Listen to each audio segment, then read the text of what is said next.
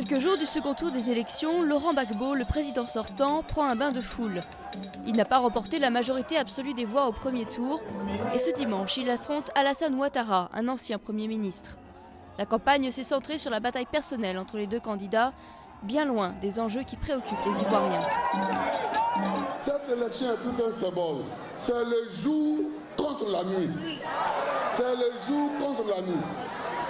C'est le bien contre le mal. Il faut que les Ivoiriens tranchent une fois pour toutes. Est-ce que vous voulez les violents ou bien vous voulez les démocrates? C'est la question qui est posée. Alassane Ouattara, un musulman du nord du pays, est accusé par le camp de Gbagbo d'être responsable de l'essentiel des violences politiques, notamment du coup d'État manqué en 2002 qui a laissé le pays divisé entre le nord et le sud. Des rumeurs que Ouattara rejette en bloc. Je ne viendrai pas gouverner la Côte d'Ivoire pour remplacer les églises par les mosquées comme le disent certains. Je peux vous dire que je ne gouvernerai pas la Côte d'Ivoire contre les intérêts des Ivoiriens, comme certains veulent le faire croire parce qu'ils n'ont rien à offrir aux Ivoiriens. Les Ivoiriens voudraient surtout le retour à la paix et la baisse du chômage. Et même si le premier tour a été relativement calme, beaucoup redoutent une flambée de violence à l'annonce des résultats. Ici, dans ce pays, nous avons assisté déjà à une élection, au premier tour qui s'est vraiment très bien passé.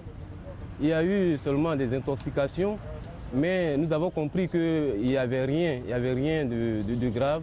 Il y a eu plus de paix que de mal. Beaucoup d'Ivoiriens ont peur de cette date. Du fait des agressions de part et d'autre, des agressions verbales, des agressions physiques. Voilà, ça dépend. Moi, je pense que ça dépend aujourd'hui du fait qu'il y a certains leaders politiques qui aujourd'hui ont fait irruption sur la scène ivoirienne, sur la scène politique ivoirienne, qui n'ont pas su cadrer leurs militants, qui n'ont pas su former leurs militants. 5 ans que les élections sont reportées. Le scrutin de dimanche est donc attendu depuis longtemps en Côte d'Ivoire, mais avec autant d'appréhension que d'espoir. Espoir que des émeutes n'éclateront pas, espoir que les candidats accepteront le résultat avec fair play.